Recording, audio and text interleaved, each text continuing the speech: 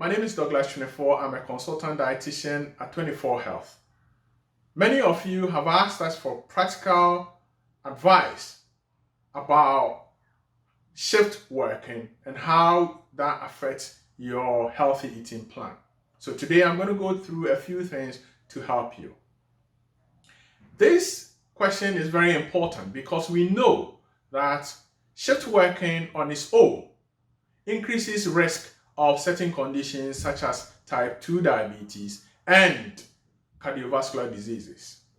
This is because our bodies are programmed to be awake during the day and to go to bed during the night.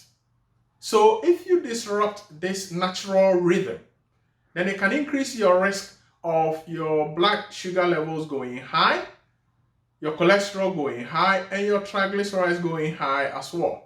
And in some cases, it can also affect your blood pressure. So the question is, how do you position yourself so that you can continue with your shift working, but you can reduce these risks? First of all, I think it has to do with planning.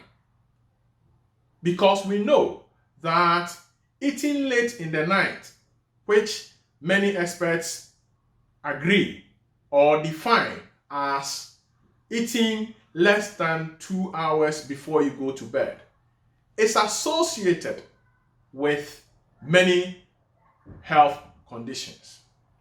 So what you want to do is to plan your eating so that you eat, if you're working late in the night, you eat your main meal during the day.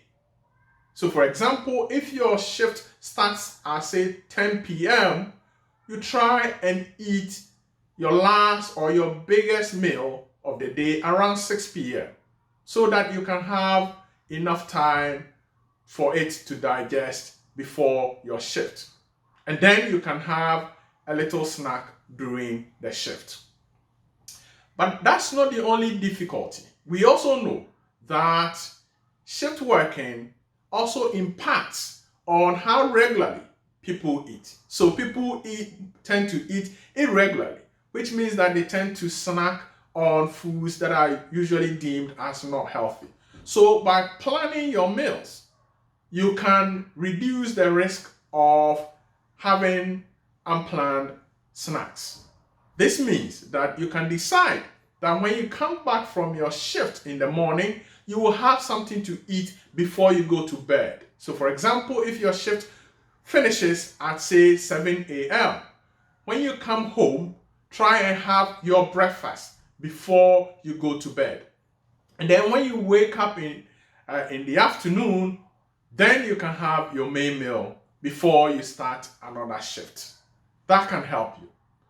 The other thing is that because of the mechanics of shift working, some people tend to rush through their meals, and this is not good for your health. So again, try to have protected time for your meals to be able to sit down and eat your meals, especially your main meal, before you go to your shift.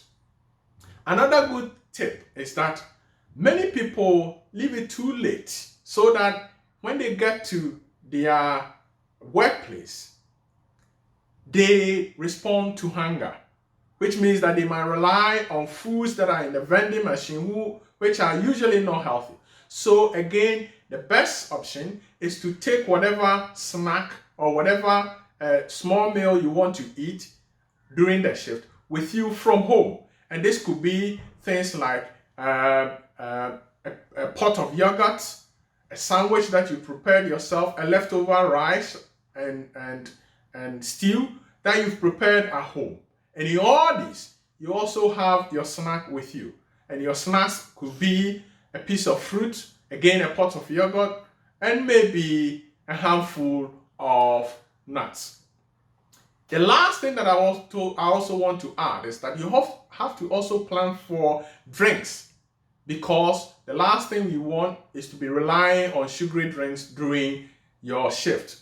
Also reduce the amount of coffees you have before the shift so that it doesn't disrupt your your sleep when you come back home. If you do this, then that can help you reduce your risk of the health conditions associated with shift working. And here at 24 Health, we are here to help you navigate these complexities. So give us a call or leave a message with us and we'll get back to you as soon as possible. Thank you.